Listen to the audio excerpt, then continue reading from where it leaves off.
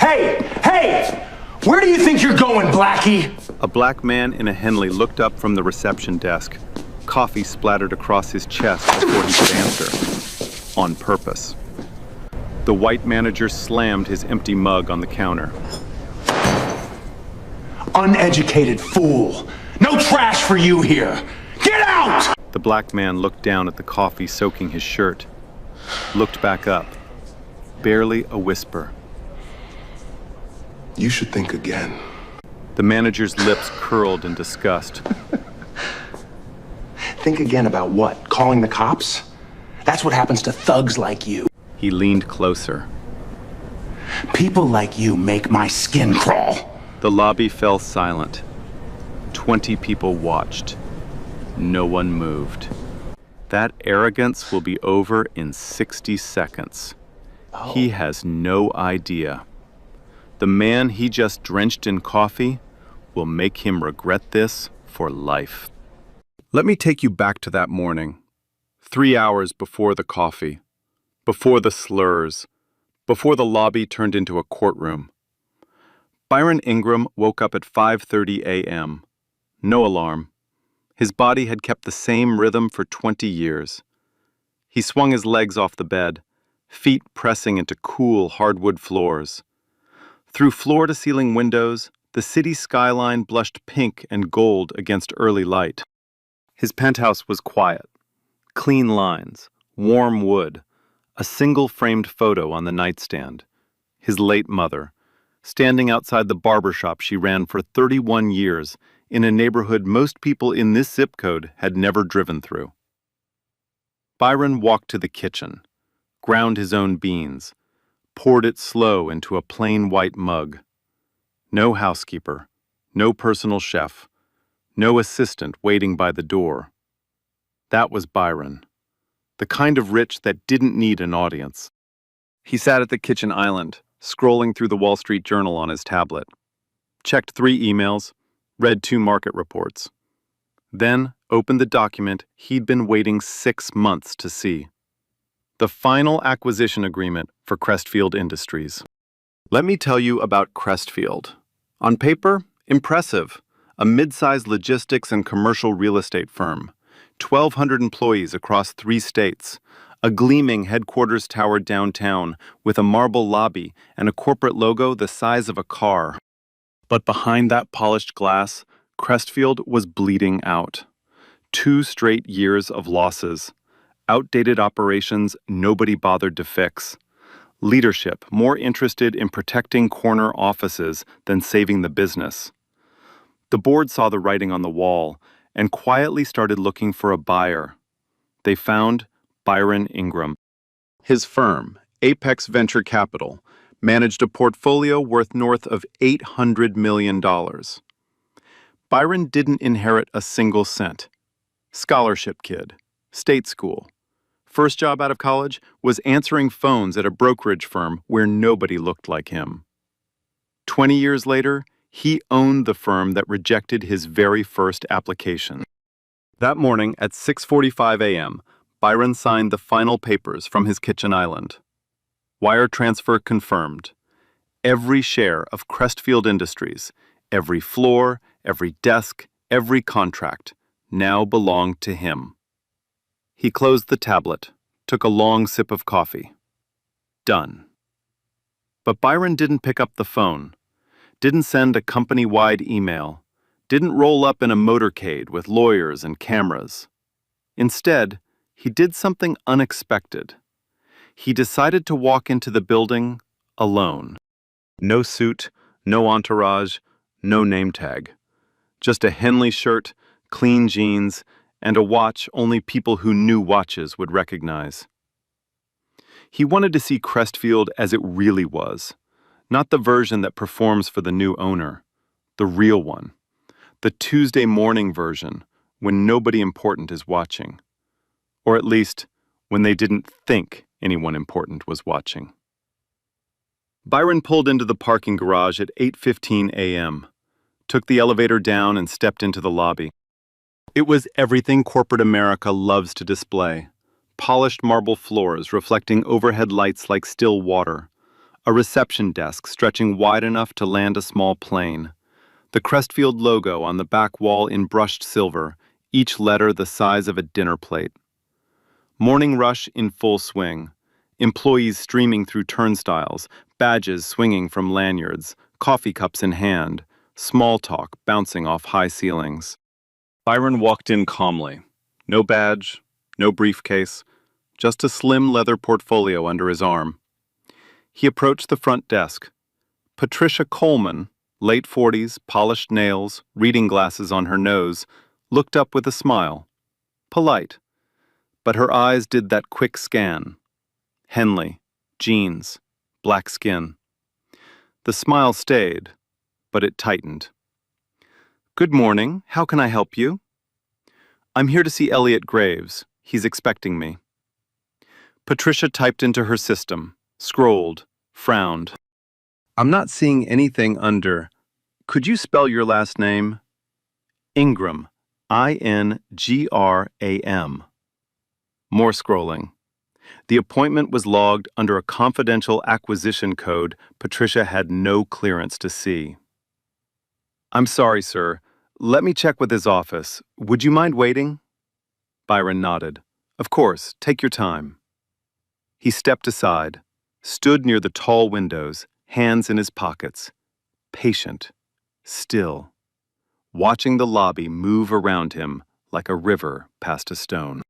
And that's when the elevator doors opened again. Derek Lawson stepped out like he owned the building.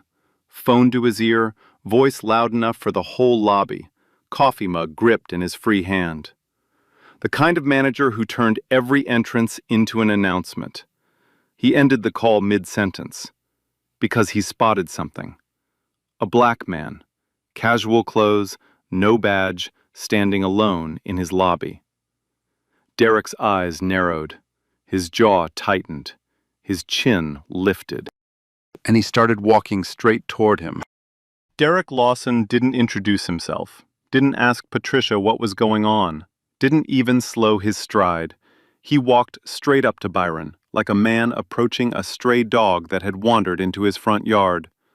"Who let you in here?" Byron turned, calm, measured. "Good morning. I'm waiting to see Mr. Graves." Derek looked him up and down, slow, deliberate. His eyes stopped on the Henley, traveled down to the jeans, the sneakers, then crawled back up to Byron's face. "Mr. Graves doesn't meet with people like you." The words landed like a slap across the marble. Two employees near the turnstiles stopped mid-conversation. Patricia's fingers froze above her keyboard. The hum of the lobby dropped by half. Byron didn't blink. "He's expecting me. The receptionist is confirming right now." Derek stepped closer. Close enough that Byron could smell the stale coffee on his breath. Close enough that the move stopped being professional and started being physical. "Let me make something real clear. I've worked in this building for 9 years. I know every single face that belongs here. And yours?" He paused. Let the silence do the work. "Yours doesn't." He pointed toward the glass doors. "Exit's right there. Use it." Byron stayed exactly where he was. His voice didn't rise, not even a fraction. "I'd like to wait until the receptionist confirms my appointment." Derek's neck flushed red. A vein twitched at his temple. He wasn't used to hearing the word no, especially not from someone who looked like Byron. He turned to Patricia. "Pat, did you schedule this?" Patricia looked up from her screen, clearly uncomfortable. Her eyes bounced between Derek and Byron like a woman watching a car accident in slow motion. "He says he has an appointment with Mr. Graves, but I can't find it in the system yet. I was just about to call upstairs." "Then he doesn't have one." Derek turned back to Byron with a thin, satisfied smile. "System says no. That means no." "The system hasn't finished checking," Byron said quietly. "That's not the same thing." Something flickered across Derek's face. Not anger, Not yet. Something colder. The satisfaction of a man who had already decided how this story was going to end and was enjoying the slow walk toward it. I need to see some identification. Right now. He said it loud. Deliberately loud. Loud enough for the morning crowd to hear, loud enough to turn heads at the turnstiles, at the coffee cart, at the elevator bank 20 feet away. This wasn't a security measure, it was a performance. Derek wasn't asking for ID, he was putting on a show to prove who held the power in this room. Byron paused for exactly 1 second, then reached into his back pocket and pulled out his driver's license. Held it out between 2 fingers. Derek snatched it from his hand, held it up to the light like a bouncer inspecting a fake ID at a nightclub entrance. Tilted it left, tilted it right. Compared the photo to Byron's face. Then compared it again, slower this time, as if he was looking for a reason to reject it. Byron Ingram, he read out loud, making sure everyone standing nearby could hear the name, making sure everyone could see the show he was putting on. He didn't hand it back. He held it at his side, kept it. I'm going to hold on to this. Byron's jaw tightened, just barely. A crack in the calm. That's my personal property. And this is my building. You want it back? You can pick it up from security on your way out the door. Now the lobby was watching, really watching. A woman in a gray blazer stood frozen near the elevator, with her coffee halfway to her lips. 2 young analysts whispered behind the turnstiles, glancing over their shoulders. An older man in a pinstripe suit stared at the floor and kept walking, pretending he hadn't seen a thing. Nobody said a word. Nobody stepped forward. Derek turned his back on Byron and whistled. Actually whistled, the way someone calls a dog, for the security guard. Glenn, get over here. Officer Glenn Tucker was standing by the far wall near the emergency exit.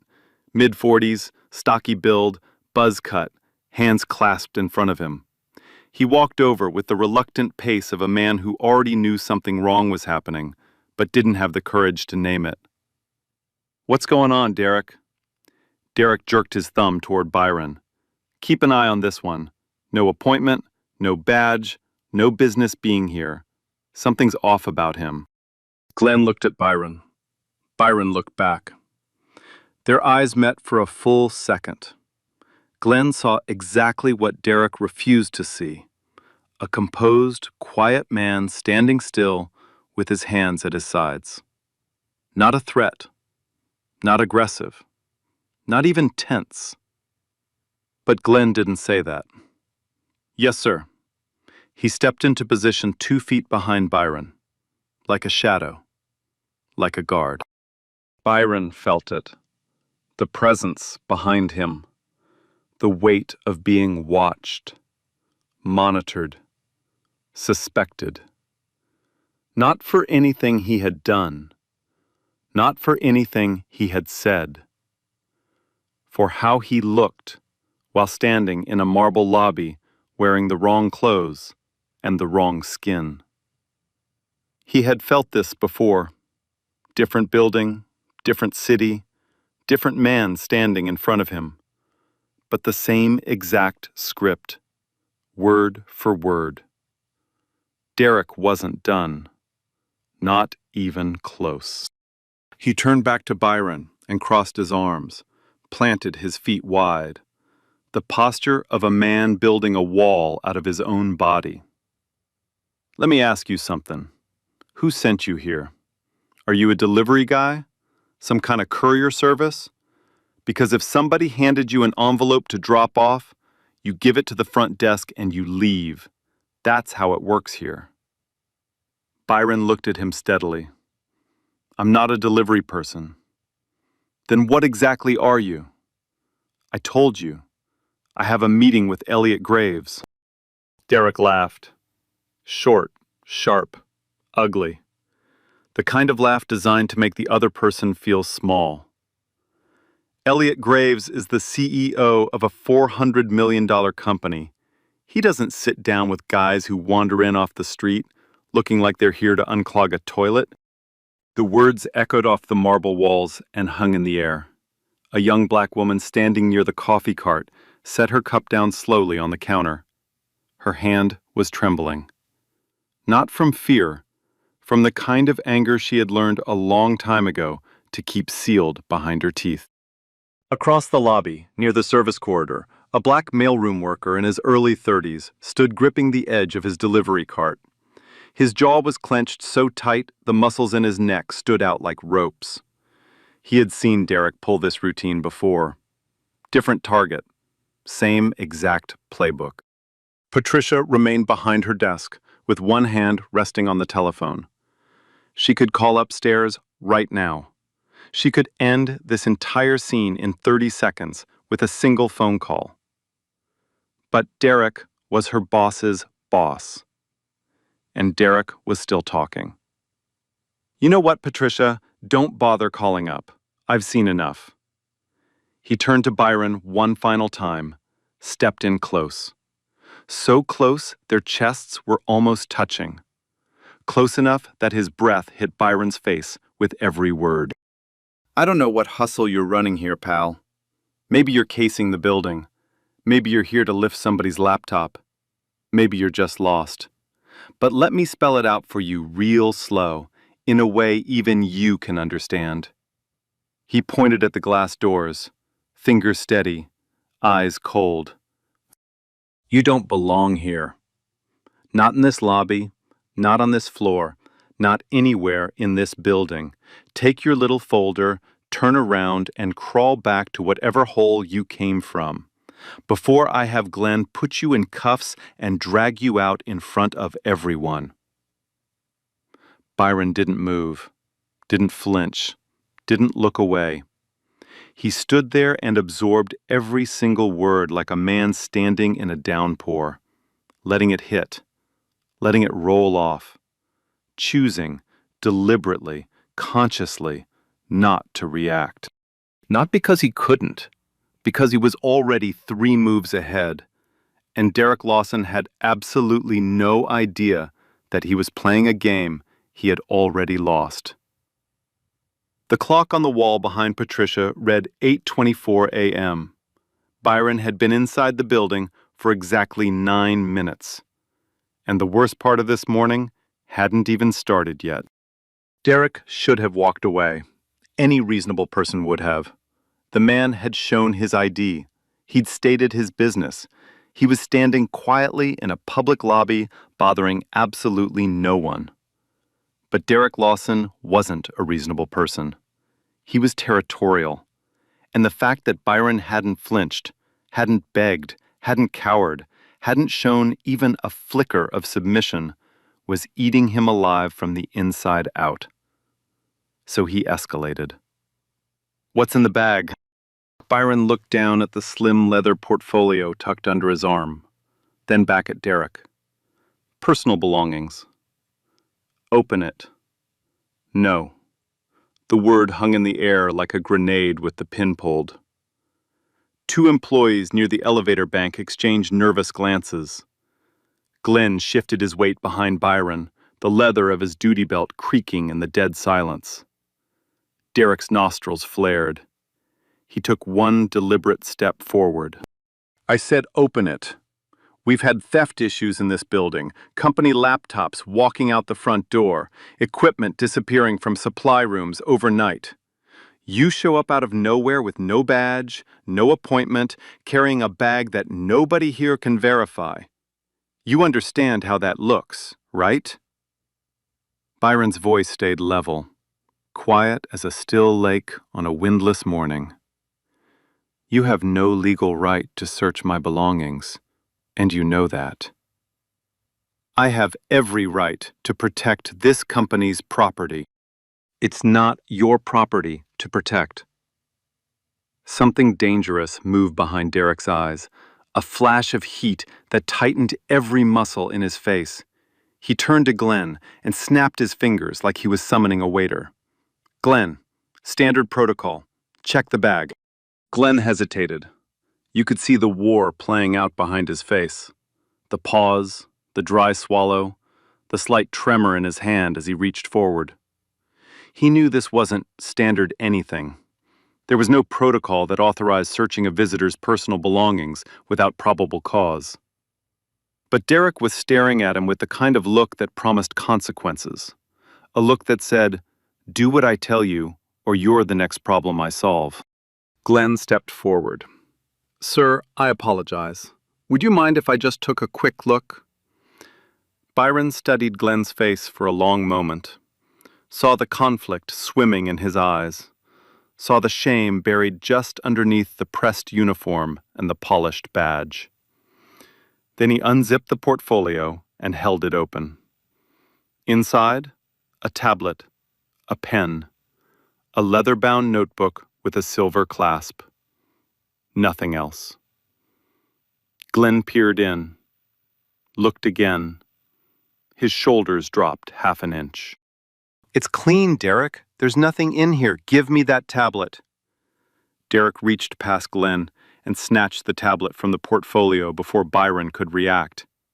Held it up with both hands, turned it over slowly, examining it like stolen merchandise laid out on a pawnshop counter. "This is a $1,200 device. You want to tell me where you got this?" The lobby temperature dropped 10 degrees. The accusation wasn't subtle anymore. Derek wasn't hinting. He wasn't implying. He was saying it, out loud, in front of every person standing within earshot. "You stole this." Byron's eyes didn't waver. "It's mine. I purchased it. Put it back." "How do I know that? How does anyone in this lobby know you didn't slip into one of our offices upstairs and help yourself to whatever wasn't nailed down?" "Because I haven't been upstairs. Because I've been standing in this exact spot, in front of your receptionist, your security guard, and 20 witnesses for the past 10 minutes. You know I didn't steal anything.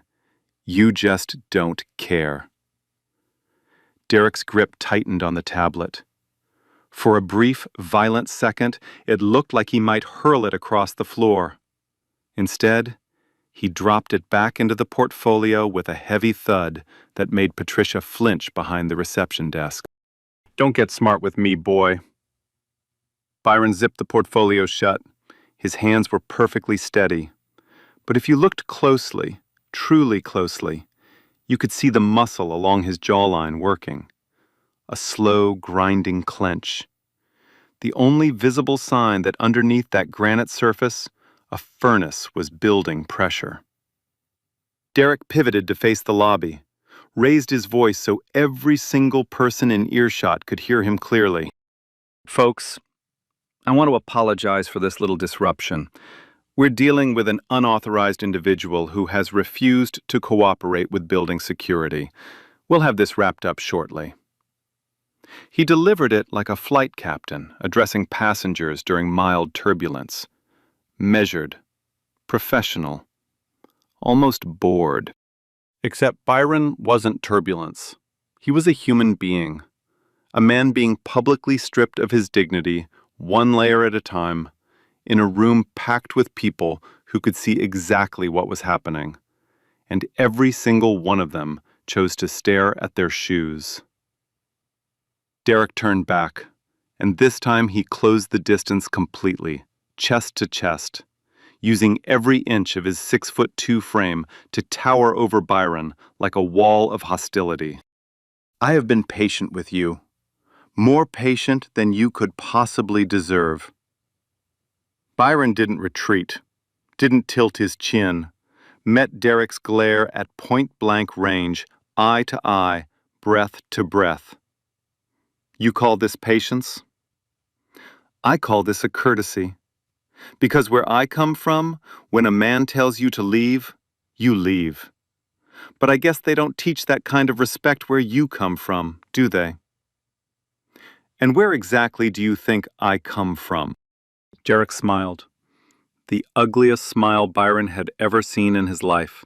The kind that bared teeth but had absolutely nothing to do with warmth or joy. Somewhere without a dress code, obviously. He shoved his coffee mug toward Byron's chest in a sharp, violent gesture. The lid popped loose. Hot brown liquid erupted across Byron's Henley, splashing up to his collarbone, streaming down the leather portfolio, pooling on the polished marble floor between their shoes. The lobby gasped.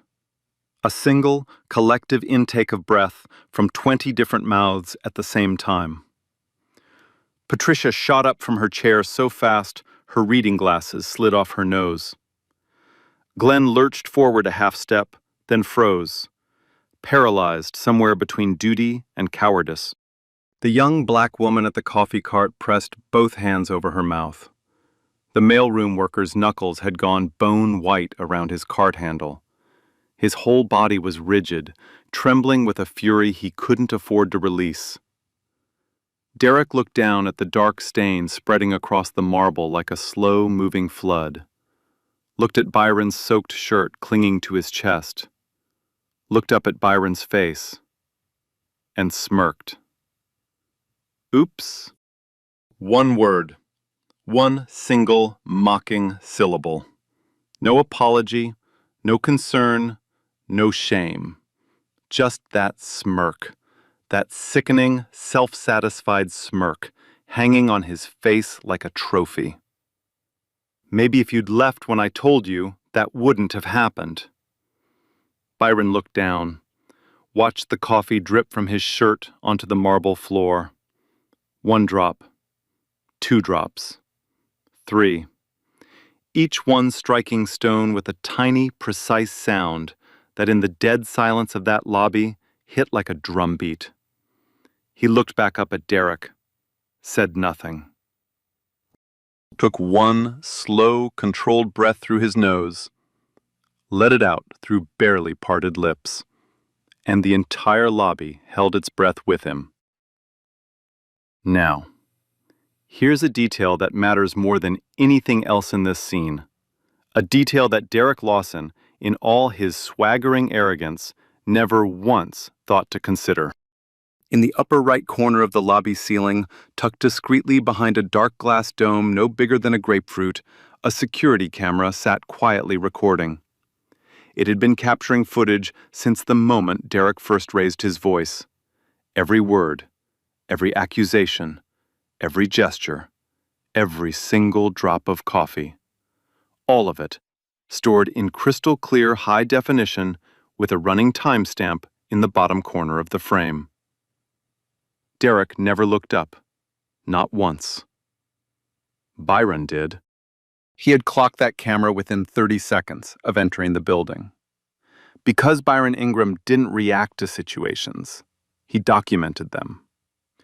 Byron stepped 3 feet to his left, pulled his phone from his pocket, dialed a single number, and spoke just quietly enough that Derek couldn't make out the words.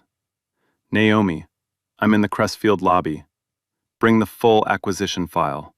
All of it. And call Elliot Graves right now. Tell him we're moving the announcement up. Immediately. He ended the call, slid the phone back into his pocket without a word. Derek watched from across the lobby, with his arms folded across his chest, still riding the high of his little coffee performance. He assumed Byron was calling for a ride home, maybe a friend to come collect him, maybe a community lawyer who'd send an angry letter nobody would ever bother reading. He assumed dead wrong. Derek turned to the remaining bystanders and flicked a dismissive hand through the air. All right, people, show's over. Nothing more to see. Security's got it handled. He straightened his tie, took a long, satisfied breath, shot Glenn a grin like they'd just handled an unpleasant piece of business together. A young white woman, barely a year out of college, stood frozen near the water fountain, clutching her laptop bag against her chest. She stared at Byron, then at Derek, then back at Byron. She opened her mouth to speak, then closed it. And that silence, the silence of a person who saw everything clearly and still chose to say nothing, echoed louder than every word Derek had screamed all morning. The clock behind Patricia now read 8:31 a.m. In less than 10 minutes, Byron Ingram's quiet phone call was going to land in this lobby like a 500-pound bomb. And Derek Lawson's entire world was about to be ripped out from under his feet. At exactly 8:38 a.m., the lobby doors swung open. Every head turned. A woman walked in like she owned the air around her. Black, mid-30s, hair pulled back tight. Charcoal suit cut so sharp it could draw blood. A leather briefcase in her left hand, and a look on her face that said she already knew everything that had happened in this lobby, and somebody was about to pay for it. Naomi Watts Davis, Chief Legal Counsel for Apex Venture Capital, Byron's right hand. She crossed the marble floor in 5 strides, didn't glance at the reception desk, didn't slow for the turnstiles, walked straight to Byron like he was the only person in the building who mattered, because he was. Mr. Ingram. Her voice was steel wrapped in silk. I have everything. Elliot's on his way down. She opened the briefcase right there in the middle of the lobby, pulled out a bound document, thick, heavy, official. The Crestfield Industries logo printed on the cover in embossed gold letters. Beneath it, in bold black type, Acquisition Agreement, Final Execution Copy. She placed it in Byron's hands. Derek had been watching from 10 feet away. His smirk was gone now, replaced by something twitchy, uncertain. He stepped forward with his chest puffed out, trying to recapture the authority that was already slipping through his fingers like sand. Excuse me, ma'am, you need to check in at the front desk before you... Naomi didn't look at him, didn't turn her head, didn't even slow her breathing. I'm Mr. Ingram's attorney. Step aside. I don't care who you claim to. I said step aside. Now. The words hit Derek like a closed fist. He opened his mouth. Nothing came out. For the first time all morning, Derek Lawson had no comeback. No insult, no clever line. Just a jaw hanging open and a growing knot of dread tightening behind his ribs. Then the elevator chimed. The sound cut through the lobby like a church bell. Every single person within earshot turned toward those polished steel doors. They slid open, and out stepped Elliot Graves.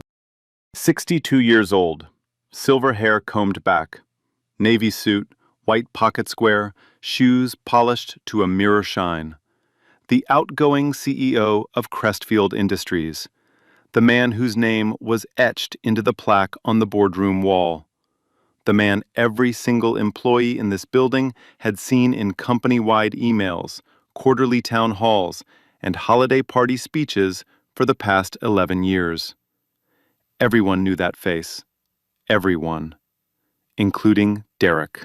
Elliot walked across the lobby with the calm, unhurried stride of a man who had already decided exactly what was about to happen. His eyes swept the scene, found Byron, found the coffee stain soaking through his Henley, found Naomi standing at his side with documents in hand. His expression didn't just darken, it turned to stone. He extended his hand to Byron.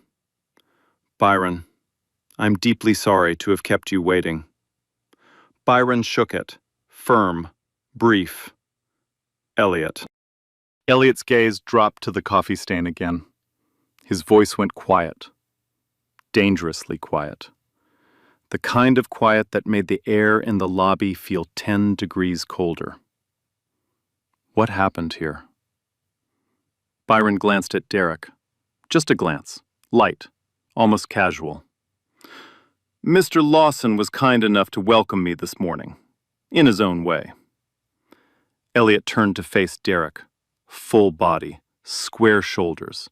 The look on his face could have cracked granite. Derek, do you have any idea who this man is? Derek's mouth moved before his brain caught up. The words tumbled out, shaky, defensive, already crumbling at the edges. He didn't have a badge. He wouldn't identify himself properly. I was just following security proto.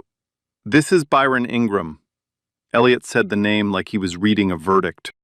As of 6:45 this morning, Mr. Ingram is the sole owner of Crestfield Industries. He purchased this company in its entirety. Every floor, every office, every desk, every contract in our system, including yours. He let the words settle. The man you just humiliated in front of this entire lobby is your new owner. He is my boss. And as of 3 hours ago, he is yours. The silence that followed wasn't just quiet. It was a void, a black hole that swallowed every sound in that lobby whole. No footsteps, no whispered conversations, no coffee cups clinking. Nothing. Patricia's hand flew to her mouth. Glenn took 2 full steps backward, his face drained of every drop of color. The young woman by the water fountain let out a sound, half gasp, half sob, that she immediately covered with her palm. And Derek. Derek Lawson stood perfectly still in the center of that marble lobby, with his arms frozen at his sides and his mouth half open. The blood had drained from his face so completely, he looked like a man watching his own funeral. His eyes blinked rapidly.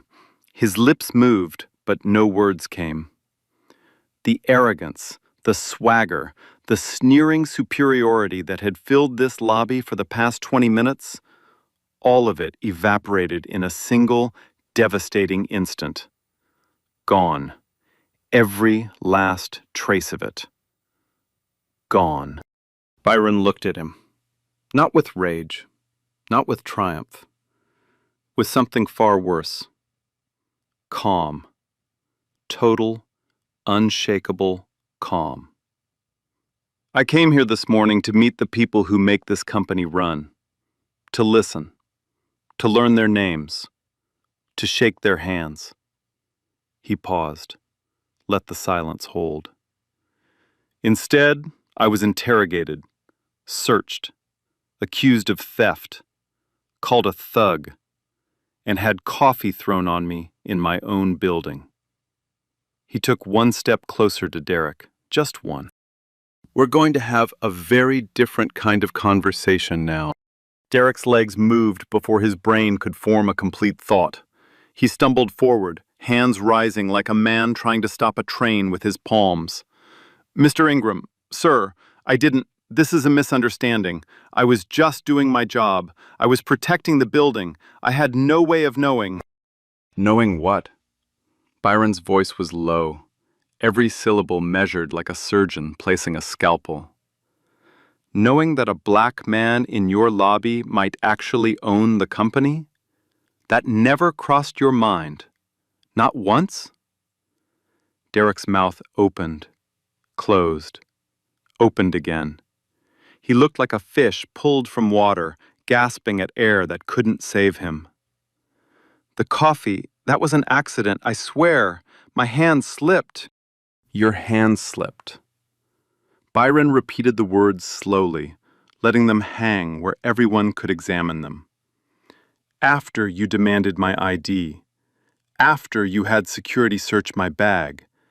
After you accused me of stealing my own tablet. After you told me to crawl back to whatever hole I came from. He tilted his head. That's a lot of accidents for one morning, Derek. Derek's face crumpled. The mask was gone. The authority was gone. The man who had strutted through this lobby like a king 20 minutes ago now stood with his shoulders caved inward and his eyes darting around the room searching for a single friendly face. He didn't find one. Byron turned to Naomi. His voice shifted to surgical precision. Security footage from every camera in this lobby, preserved immediately. Every angle, every frame, from 8 a.m. forward. Copies to our legal team within the hour. Nothing deleted, nothing overwritten. Naomi was already typing on her phone. Done. Preservation order filed before lunch. Byron turned to Elliot. Derek Lawson suspended from all duties effective immediately. Full internal investigation. HR, legal, compliance. Every complaint ever filed against him, pulled and reviewed. Elliot nodded without hesitation. Done. He turned to Derek with the expression of a man closing a door he never intended to open again. You're relieved of your position, effective now. Badge. Then leave. Derek's hand shook as it moved to the lanyard around his neck. His fingers fumbled with the clip, took 3 tries to unhook it. The badge. The same badge he had demanded Byron show. The same badge he had weaponized as proof of who belonged. Slid off and clattered onto the marble desk. The sound echoed like a gavel. Glenn, Elliot's voice was firm. Escort Mr. Lawson out. Glenn Tucker stepped forward. The same guard Derek had whistled for like a dog. The same man Derek had ordered to stand behind Byron like a prison warden. The same Glenn who had searched Byron's portfolio on command. Now Glenn was holding the door open for Derek. The irony was thick enough to choke on. Derek walked, 1 foot in front of the other. Past Patricia, sitting motionless, with tears forming at the corners of her eyes. Past the turnstiles he had guarded like a gatekeeper. Past employees lining the corridor in absolute silence, watching the man who had terrorized that lobby shuffle toward the exit with his head bowed and his hands empty. The glass doors opened. Morning sunlight hit Derek's face. Glenn stood beside the frame and watched him walk out into a world that no longer had a place for him. The doors closed with a soft, final click. Byron let the silence settle, then turned to face the lobby. I know this morning didn't go the way any of us expected. What happened here should never happen. Not to me, not to anyone who walks through those doors. This company will be built on respect for everyone, starting today. A few employees nodded. The mailroom worker, the one who had gripped his cart through the entire ordeal, met Byron's eyes across the lobby. Byron nodded back. A quiet acknowledgement between 2 men who understood exactly what had happened without needing a word to explain it. Patricia approached from behind the desk, her voice barely a whisper, cracking at the edges. Mr. Ingram, I'm so sorry. I should have said something. I should have called upstairs the moment he started. I froze. Byron looked at her. Not with anger, not with judgment, with something closer to understanding. You can do that next time, for the next person who stands where I stood. Patricia nodded, wiped her eyes, and went back to her desk, carrying a weight she would not soon put down. The lobby incident was over in 20 minutes. The consequences would take months to unfold. And every single one of them landed on Derek Lawson like a hammer falling from the sky. It started with the investigation. Within 48 hours of Derek's suspension, Byron's team began a full-scale audit of Crestfield's internal HR records. What they found made the coffee incident look like a warm-up. Derek Lawson had 3 prior complaints on file. 3. All from employees of color. All buried. The first was from 2 years earlier. A black delivery driver had arrived at the loading dock with a scheduled shipment. Derek intercepted him at the service entrance, refused to check the manifest, and called the police. Told the dispatcher there was a suspicious individual attempting to break into the building. The driver sat in handcuffs on the curb for 45 minutes before his dispatcher called Crestfield's logistics department and confirmed the delivery. No apology from Derek. No incident report. The driver filed a complaint with HR. It was marked resolved, no further action, within 72 hours. The second was from 18 months ago. A Latina account executive named Renee Castillo had applied for a senior promotion she was more than qualified for. Derek sat on the selection committee. In an internal email, one he never expected anyone outside that committee to read, he wrote 6 words that ended the discussion. Not the right cultural fit here. Renee didn't get the promotion. A white colleague with 2 fewer years of experience did. Renee filed a formal discrimination complaint. It disappeared into a filing cabinet and never resurfaced. The third was the most recent, 8 months before Byron walked into that lobby. A young black IT contractor was working late on the 4th floor when Derek found him in the hallway. No conversation, no questions. Derek called security and had him removed from the building. The contractor had a valid access pass the entire time. He filed a complaint the next morning. The response from HR was a single paragraph informing him that management had acted within its discretion. 3 complaints, 3 people of color. 3 times the system looked the other way. Byron sat in his new office reading those files with Naomi standing across the desk.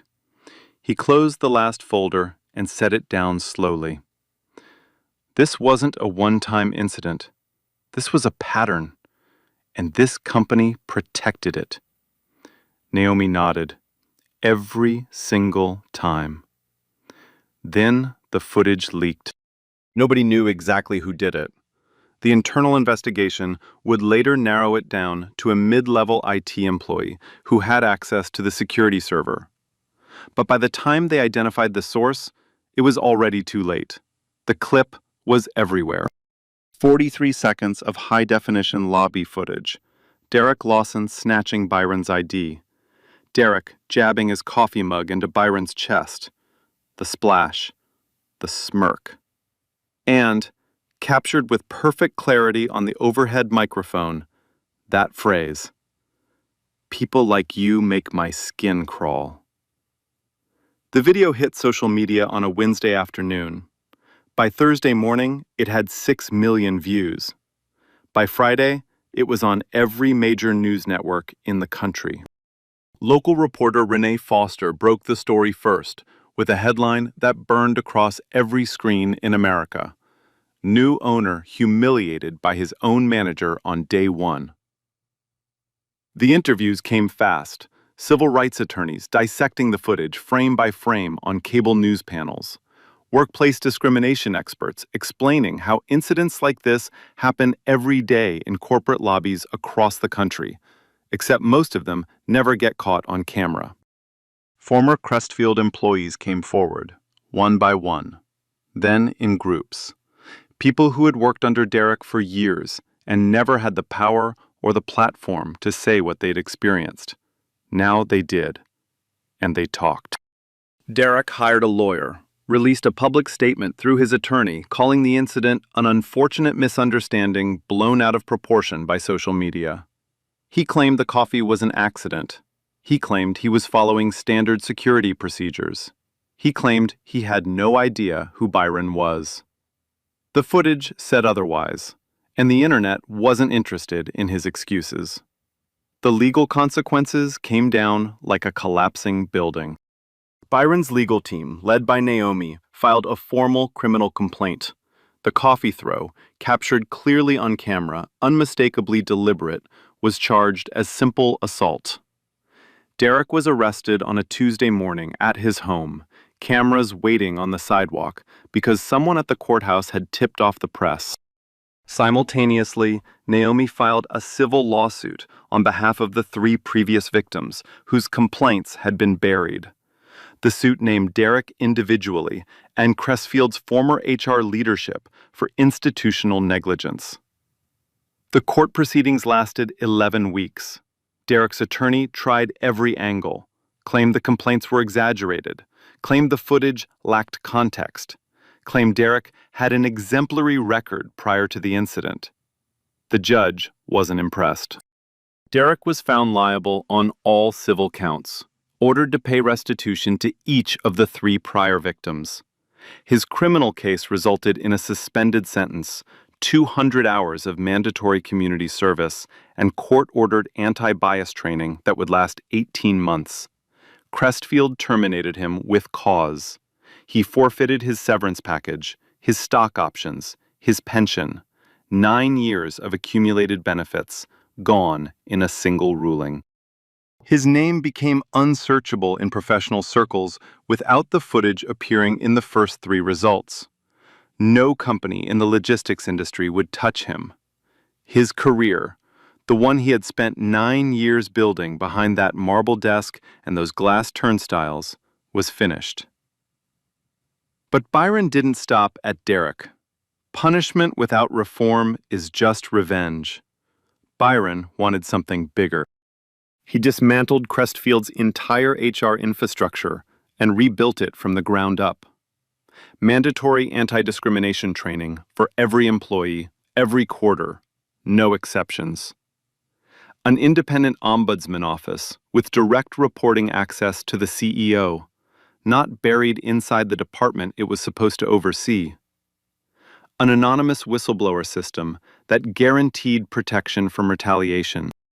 He promoted Renee Castillo, the Latina executive Derek had blocked, to Senior Vice President of Client Operations, the role she should have had 18 months ago. He hired a new Chief Human Resources Officer from outside the company, a woman with 15 years of experience in civil rights law and corporate equity reform. Her first act was reopening every buried complaint in Crestfield's history. And the ripple effect spread beyond Crestfield's walls. 3 competing firms in the logistics industry quietly launched internal reviews of their own lobby security and visitor protocols after the footage went viral. 2 of them hired outside consultants to audit their HR complaint processes. Byron was invited to deliver the keynote address at the National Business Leadership Conference that fall. The topic: corporate accountability, implicit bias, and the cost of looking the other way. He accepted, not because he wanted attention, because he understood something most people in power never learn, that fixing one man's behavior changes nothing if the machine that enabled him keeps running. Byron didn't just punish Derek Lawson. He dismantled the system that protected him. 6 months later, the lobby looked different. Not just renovated, transformed. The cold marble was still there, but the walls had changed. Local artwork hung in clean frames along both sides. Paintings, photographs, mixed media, sourced from artists across the city, many of them artists of color. Warm lighting replaced the old fluorescents. A living plant wall stretched behind the reception desk, green and breathing, softening every hard edge in the room. It didn't feel like a fortress anymore. It felt like a front door. Byron walked through that lobby on a Tuesday morning. Same time, same entrance, different world. Employees greeted him by name as he passed, not because they had to, because they wanted to. A young analyst waved from the coffee cart. Patricia looked up from the reception desk and smiled, a real one this time, no tightness at the corners. And near the service corridor, standing beside a new desk with a nameplate that read Operations Coordinator, was the mailroom worker, the same man who had gripped his cart and clenched his jaw on that terrible morning 6 months ago. His name was Terrence Moore. Byron had noticed him that day, remembered the look in his eyes, recommended him for the promotion personally. Byron stopped. They shook hands. "How's the new role treating you?" Terrence smiled. "Like I finally belong somewhere, sir." Byron nodded. "You always did." He took the elevator to the top floor, corner office, floor-to-ceiling windows overlooking the skyline he used to watch from his penthouse kitchen. His desk was clean, organized. A framed photo of his mother in the same spot it always occupied, next to his coffee mug. But there was one other item in his office that most visitors never noticed. In the bottom drawer of his desk, folded neatly inside a clear garment bag, was a Henley shirt. Coffee-stained, unwashed, preserved exactly the way it looked the morning Derek Lawson tried to humiliate him out of his own building. Byron didn't keep it as a trophy. He kept it as a compass, a reminder that the way people treat you when they think you're nobody tells you everything you will ever need to know about who they really are. As for Derek Lawson, he completed his 200 hours of community service at a nonprofit workforce center on the south side of the city. He finished his court-mandated anti-bias training without incident. His lawyer quietly reached settlements with all 3 prior victims. He applied to 11 companies in the 18 months following his termination. None of them hired him. His name had become permanently welded to 43 seconds of footage that the internet would never forget. Last anyone heard, Derek had taken a mid-level logistics coordinator position at a regional shipping company 2 states away. No direct reports, no management title, no marble lobby. No one felt sorry for him. No one celebrated either. It was just consequence. The kind that finds you when the cameras are rolling, and your own words become the evidence. So the real question was never whether this kind of thing happens. The real question is what we do when we see it. Byron Ingram didn't win because he was rich. He didn't win because he had a legal team on speed dial or a billion-dollar portfolio backing him up. He won because the truth was on his side, and he had the patience to let injustice reveal itself in broad daylight. But not everybody has that kind of power. Not everybody has a Naomi to call.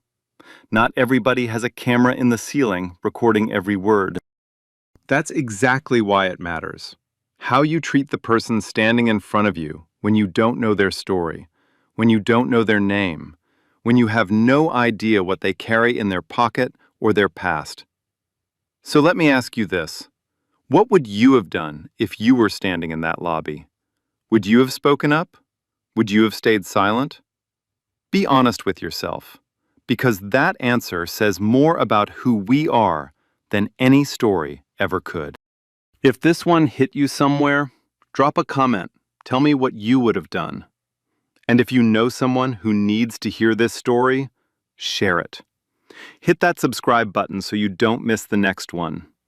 I'll see you in the next story. Here's what I want you to remember. The way someone treats you when they think you are nobody, that's who they really are. Not the version they show to their boss, not the version they show on the camera, not the smile they push on when someone important walks in. The real them is the one that comes out when they think there's nobody watching and no consequences coming. So pay attention. When someone is kind to the CEO but cruel to the janitor, you've seen enough. When someone smiles at the client but screams at the receptionist, you've seen enough.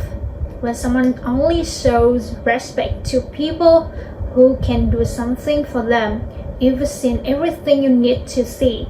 And if you are the one being treated like you are nothing right now, know this. Their opinion of you is not the truth about you, it's the truth about them. What they see when they look at you says nothing about your value, it says everything about their character. Like, share, and subscribe real stories, real justice every week. And remember, treat everyone the same, not because you don't know who they might be, because you already know who you are. And that should be enough.